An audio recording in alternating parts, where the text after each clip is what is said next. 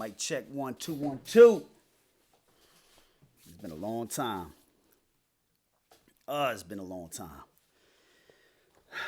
What up, everybody? You are now tuned into the Doscinco Project.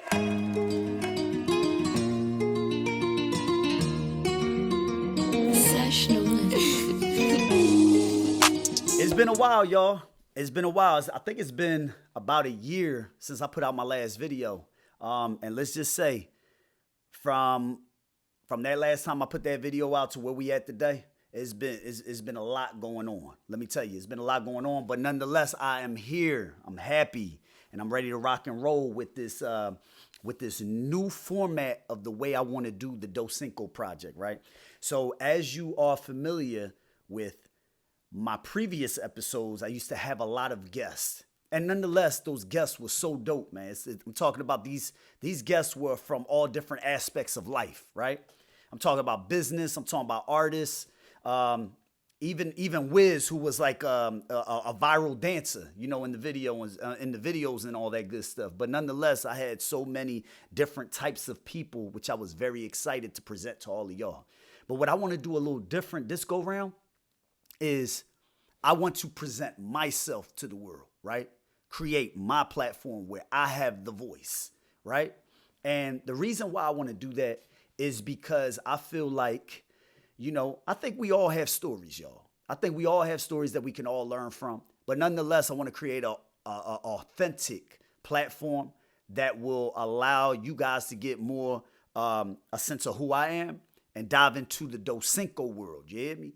But yeah, man, this past year has been nuts. I actually ran a 10-miler in November for the Rocky Run. So in Philadelphia, for those that don't know, in Philadelphia, there's a thing called the Rocky Run. So every year, everybody goes out, they're dressed in Rocky attire. Not everybody, but a lot of fanatics are dressed in Rocky attire, and they go out and they do 5Ks, they do a 10-miler, or they do this thing called the Italian Stallion, which is the 5K, the 10-miler, and if they complete both of those, which technically is equivalent to a half marathon, which is 13.1, they get 3 medals, right? So nonetheless, that was a goal of mine this last year, to do another 5K, collect a medal. And the 5K registrations were closed. They were closed, y'all. I was kind of late to the party, but they were closed. The next run was the 10-miler. And so I got a little nervous with that, but I said, you know what? You get a little nervous, register, make it happen. Let's commit. Because what you going to do? Not do the Rocky Run? So that's exactly what I did. And I trained for 3 months, y'all. When I tell you my mind was telling me no, like R. Kelly, right? My mind was telling me no. But I finally went through and I trained for it. When I tell you it's all mental, y'all. When I tell you running is really all mental. If you set limits on your mind as far as how far you can go, that's only as far as you're going to take, that your body's going to take you, right? So I trained vigorously. I started building the confidence up in order to complete 3 miles. After I got the 3 miles, my biggest obstacle was 5 miles. Let's get to that. The moment I achieved 5 miles, y'all, in my entire life, I've never run 5 miles a day in my life. But as soon as I got to that 5 miles, when I tell you my confidence went through the roof, from 5, I went to 7 miles. From 7, I went to 9. And then I finally achieved that 10-miler at the Rocky Run and made everything happen. Yo, I think I was pacing probably 11:52, right? Which is, it's okay. It's not great. I'm trying to get it below 10. If you can get it below a 10 pace, you really doing something out here. But nonetheless, I completed it, yo. I completed it, right? So with that and receiving that medal, I got excited and I said, you know what? I want to do a half marathon now. You see where that went?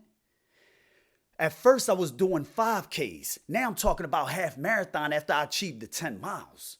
So I did my first half marathon in March of this year. It's called the Love Run. It's also in Philly. And I was very excited to even achieve that. I think, well, first and foremost, I did it all the way wrong. I hardly trained for that particular race, y'all. I think I probably did 3 or 4 runs prior to that. And it was all due to the fact It wasn't because I was trying to be cocky and things of that sort. Life happens, you know. We have kids and that, but again, they're all excuses. I did not create the adequate time in order to make that happen, and thus far, like, you know, I accomplished it, but I struggled. I struggled from probably mile 8 all the way to the finish line. I struggled, man. My feet would cramp. Before I went across that start line, something happened. I don't know if it was a ligament, a tendon, whatever's in my foot. Something was bothering me to the point where I had to run a certain way in order for the discomfort to sort of go away, right? And then on top of that, I was cramping up everywhere. It was ridiculous, but I got it done, y'all, and I was excited. So anyway, completed half marathon, did all that good stuff, and man, here we are today, y'all. You know, 1 year later since my last video, and now I'm presenting this solo podcast called the Doscinco Project, and I'm excited. So let's begin this episode. Let's talk a little bit about. I want to talk about ADHD, y'all. And the reason why I want to bring this up, and I know it's random, but the reason why I want to bring this up is I was in a therapy session, right? I was trying to unpack a few things, right? Nothing crazy, but, you know, sometimes it's good to just unpack a few. Just like we like to go to the gym, or those that like to go to the gym, you know, your mental also needs to go to the gym as well, right? And sometimes that could be in the form of going to an actual gym or going to a therapist in order to work and try to unpack a few things. So nonetheless, I was talking to a therapist, and the therapist noticed that we were doing a virtual call. She looking at me, I'm looking at her, and she said, "Did you ever think about getting assessed?" Right? And I said, "What made you say that? Assess? Well, first and foremost, assess for what?" She said, "You ever thought about getting assessed for ADHD?" And I said, "Well, I diagnosed myself that maybe 2-3 years ago, you know, but no, nothing official. Nobody has ever said you are officially ADHD, right? Maybe BAD every now and then, but ADHD, you know." She was, "I think you need to get yourself checked out." She said, "I'm starting to see little speech patterns, excessive speech, jumping around from subject to subject, things of that." She was, "I think you need to get yourself checked out." So I said, "You know what? Let me do that." So I scheduled it a week later, finally spoke to somebody, and here we go. He said I had ADHD, not the hyperactive kind, but the inattentive kind, right? So apparently with ADHD, there's 3 types. You have hyperactive, you have inattentive, and then you have those that have a hybrid of both, right? It just so happens that I have the inattentive kind, which means that I struggle with focus. Doesn't mean that I don't know how to focus, I just struggle with it, right? Case in point, I think we all suffer from some of us suffer from ADHD. Some of us a little bit more than others, but I'm going to put this out there to y'all. How many of you have sat down on the couch, you put the TV on to be on your phone, and you're scrolling while the TV's on? We all have done it, right? I think that's part of ADHD. You know, I'm not trying to diagnose all of y'all with it, but I think that's all part of ADHD, right? Or say, for instance, you're watching something, like say for instance, you go to the movie theaters and you watching the credits, and then next thing you know, the movie starts and now you out of it. You either out of it, falling asleep, or your mind's just everywhere else. Well, anyway, I think we all got it, but nonetheless, I'm officially diagnosed ADHD. And how I knew about this is when I'm having conversations with my girlfriend, y'all, and she's really into what she's talking about, I'm listening, but then next thing you know, my brain starts to deviate. And now I start listening to the birds chirping outside. And now I'm trying to figure out, wonder where they going, you know? And then now I'm thinking about, maybe they going to Mexico. Now I'm thinking about Cancun, Mexico. And then from Cancun, Mexico, my brain goes into the Mayan ruins. And then from the Mayan ruins, then it goes into maybe I should just get up right now and go make me a taco, you know? All while she's still communicating, talking about her day. You know, this is what I'm talking about. This is why I'm very grateful of knowing that I have a little bit more understanding, because now I could start doing research and figuring out how I could tackle this potential issue, right? One of the things that my therapist told me, and after a lot of research, I started to find out that timers, you know, that we can set on our phone or just overall clock, timers are very helpful for those that lack focus, right? So if you have a specific task, if you have a specific assignment, project, what have you, set a timer. So that way now your mind is focused on getting this completed by this certain time. That has helped me tremendously, y'all. And for those that suffer from ADHD or lack of focus, I would say journaling is huge, y'all. Journaling is a life-changing thing. And I've been journaling for the past maybe 2 years.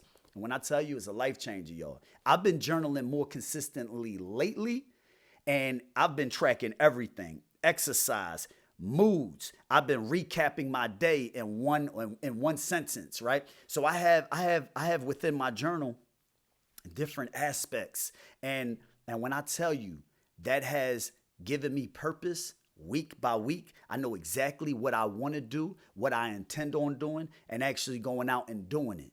So you got to train, like everything else, we got to train ourselves as far as that whole ADHD thing. But I want to jump into this video, right? So I saw this video on social media. It was actually a meme. It's this young kid. I don't know. He looked like he about 5 years old, 5 or 6 years old, or what have you. But nonetheless, the boy, they said if my ADHD was a person, and when I tell you this is exactly the way my brain functions, go ahead, hold on. Just look and sit still. Let me ask you a question. You looking at me? Yes. Look. If you was on the boat right now, look at me. You gotta look at me. I was on the boat. Look, you just. Let me ask you the question. I wasn't on the boat. Listen, let me ask you the question. If you was on the boat, look at me. If you was on the boat full of chocolate and bananas. Wait. Listen, hold on, listen. Just listen. No. Just wait. listen. The boat. Devon. When Devon. when I was on the boat, it was a circle under the water, so I had to swim away. Okay, but Devon, listen to what I said. If you was on a boat and it was covered in chocolate and bananas. Wait, what is that? What would you eat first? I eat donuts. Oh my gosh, Devon. Donuts and Devon. Devon. Huh? If you was on a boat with chocolate and bananas, what would you eat first, the chocolate or the bananas? The chocolate. Okay, thank you. No. Yo, when I tell you that's the way my brain function, let me tell you, anybody I'm talking to, I tend to cut people off a lot, and that was like one of the questions that they asked me when I was getting assessed for ADHD. They said, "Do you tend to cut people off a lot?" I said, "Yeah, I do it a lot." I said, "Sometimes I'm on the phone and I literally just cut people off in the middle of their conversation." And it's just because my brain is just constantly on edge, right? I'm constantly, it's just very active. And, my friend, I was on the phone with him one time, and after I found out I was diagnosed ADHD, I had told him, I said, "Listen, bro," I said, "I apologize. I want to apologize to you." He said, "What you apologizing for me for? You ain't do nothing." I said, "Bro, I cut you off a lot, and you give me grace all the time, and you're very patient with me, but I cut you off a lot." He was like, "Man, you don't cut me off." He said, "I think we do it together." I said, "Bro, I cut you off a lot, man, and you know this. The moment you start speaking, I'm jumping right in, So I found this video to be very hilarious, man, because the moment I'm talking to somebody and they start talking about specific things, now I'm focused on that one thing that they talking about, and now I'm deviating the entire conversation. So I just thought that to be very hilarious. And one thing also, as far as this mental Olympics that a lot of us go through, is we tend to think about the past a lot, right? We tend to think about the past. And in therapy, from what I heard, when you're thinking about the past a lot, you get depressed. When you think about the future a lot, you start building anxiety. You start getting very anxious. Very rare do we have individuals that are in the present moment, right? In the present moment. And that's very key. But a lot of us think about the past. I think about the past all the time. I'm always thinking about the nostalgic things we did back in the 90s. I'm thinking about the stuff we used to do and so forth. So, man, my ADHD speaking again. Let's jump right into this. There's another video that I wanted to show you guys. There's a woman. Her name is Mona. She is a comedian out of Philadelphia. And I guess she was on another podcast, but they were talking about what my generation did back in the day, how that was the last generation to ever do it, right?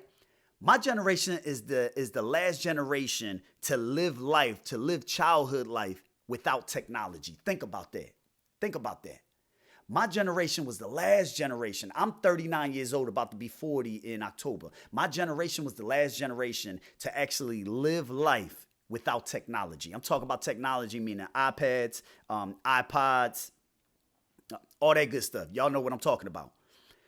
Think about it. Let me take you back to a time, right? And I love to reminisce, but let me take you back to a time where when we got, the moment we got up, we ran downstairs, not running downstairs, but we went downstairs on a Saturday morning, okay? We went right to the kitchen to go fill up our bowl with some cereal. We take the box with us, turn it around so we could look at the back of the cereal box. And that will entertain us while we eat the cereal. Just think about that, y'all. We would look at the back of the box in order, man, there's times where you in the bathroom and you sitting there a little too long, if you know what I mean, and we looking at the back of the Colgate toothpaste. You understand? Just to read the back, just to read the ingredients. You don't care what's going on. You're reading the ingredients. You get that new artist that just dropped an album and you got that cassette tape or you got that CD. Listen, I couldn't wait to go to the bathroom. I couldn't wait to go to the bathroom in another 2 hours. So I could just sit in there and just look at the artwork for about 30 minutes, okay? Legs falling asleep and everything. But guess what? I'm looking at the back of that artwork and just looking at this booklet that I'm reading in my hand. Let me tell you something. That was life. That was life, y'all. Going outside on a Saturday. Actually, no. Being awakened, if I'm using the correct terminology here, being awakened by your block captain telling you that you got to go and move that car so y'all could do street cleaning, right?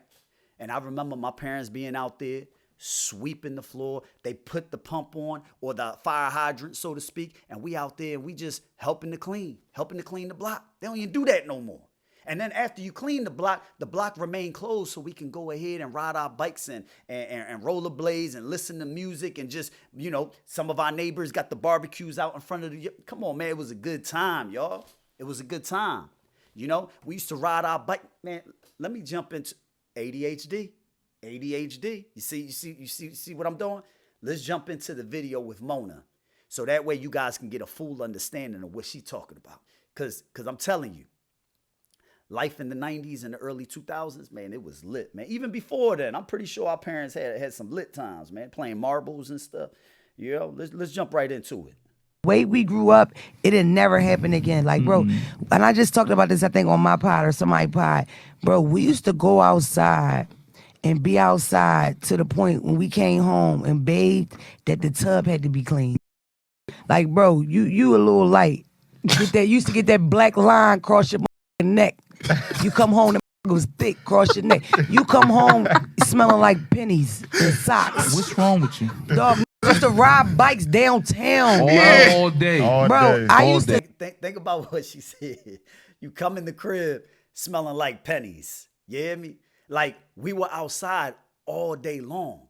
There was no staying in the house on the weekends or after school. We couldn't wait to go outside and hang out with our friends. The kids nowadays, they on screens 24/7. They don't want to go outside. This is the reason why it's so depressing when you go into these neighborhoods, right? When nobody's outside, what I love now, though, I will say this. What I love now is you're starting to see bike culture, right? You're starting to see a lot of kids on I think it's SE or SB bike. They on the S bike, right? And they riding and they just enjoying. I love that because we used to do that back in the day. Now they took it a bit far because now they wheeling and trying to swerve around cars and stuff. Totally different. But we used to take our bike all the way to downtown, and we used to go right down. The Philadelphia Art Museum steps on our bikes. And for those that don't know, that's the Rocky steps in the movie, right? We used to go all the way down there. And we used to just enjoy ourselves, man. And there will never be a time like that again, man.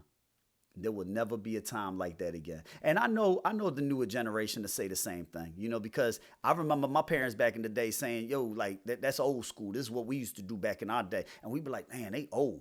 our kids probably doing the same thing with us, man. They like, Dad, you old, man. Let me wear my Pooh Shiesty mask and let me be on my way. You know, that's the way they operating now. But it's a little different, man. But let's talk about something that I think is a big issue with a lot of my generation and even moving forward. And it's the relationship that we have with parents, with our parents, right? You have some that have a very toxic relationship with their parents. You know, some of them ain't even talking to their parents. And I saw this one video on TikTok where the woman was talking about how she was listening to this podcast and how the individual on the podcast was pretty much stating that they have no contact with their parents. And it's only due to the fact that you can no longer, as my parent, you can no longer parent me, you know, because our parents are always going to be our parents, but you can no longer parent me the way you want to be parent. You got to parent me the way I want to be parent, if that makes sense. I don't know. She said it better. But anyway, I think what she's saying is you need to, if you want to be in my space, if you want to be in my world, you have to operate a certain way because I don't want to continue to deal with that toxicity that you brought me back in the day. I understand what she's saying when she says that. But the whole no contact with parents was a little triggering for me. And I'm going to tell you why. Because at the end of the day, especially in life, it's not guaranteed, y'all. That no contact with a parent can be no contact for life. You understand? Sometimes we got to give our parents grace. We got to give our parents grace. And the only reason why I say we got to give our parents grace is because, you know, they made mistakes just like we going to make mistakes as parents. So what do we, when we get older, want no contact with our kids? Right? Now I understand there are certain situations where it's like, yo, like you don't understand what I'm talking about, so therefore you shouldn't even speak on it. And those situations are the serious situations, like maybe getting molested or you know, being in one of those situations where it's molestation or it's kind of like that abuse and things of that sort. I understand that. But little fights here and there in the house, come on, y'all. What are we doing, right? So I want to play this video. Let me play this video. And so that way you can get an understanding of what she's talking about in the beginning. I just watched a video that said, once a child has become an adult, parents no longer get to be the parent that they want to be to their child. They must be the parent that their child wants them to be to them. So let's talk about it. Most children are going no contact with their parents today for the simple fact that a lot of parents to gaslight their children into forgetting about how they were treated as a child. The podcast I just watched just said what was a regular Tuesday for you ended up being a day that I can never forget as a young adult. And it's the same day that I got to go to a therapist and speak about just to heal from. So what wasn't big to you because that was normal in your parenting routine became a trauma for me that I have to heal from as old.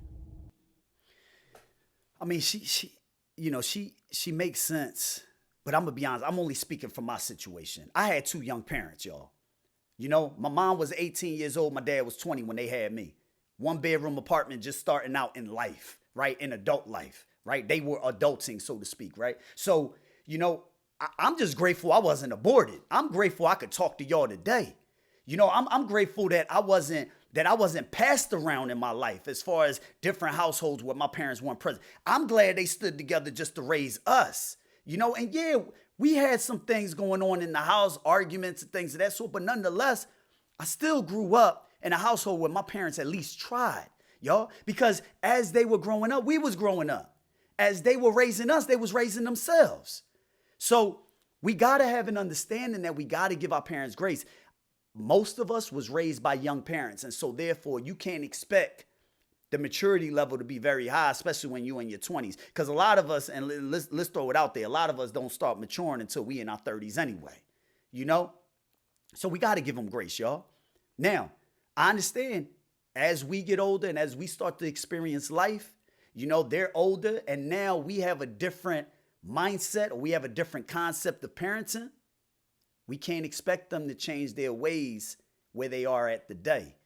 We just got to embrace them where they are, and we got to cherish those relationships because that whole no contact with parents, I'm going to be honest with y'all. You end up having no contact forever.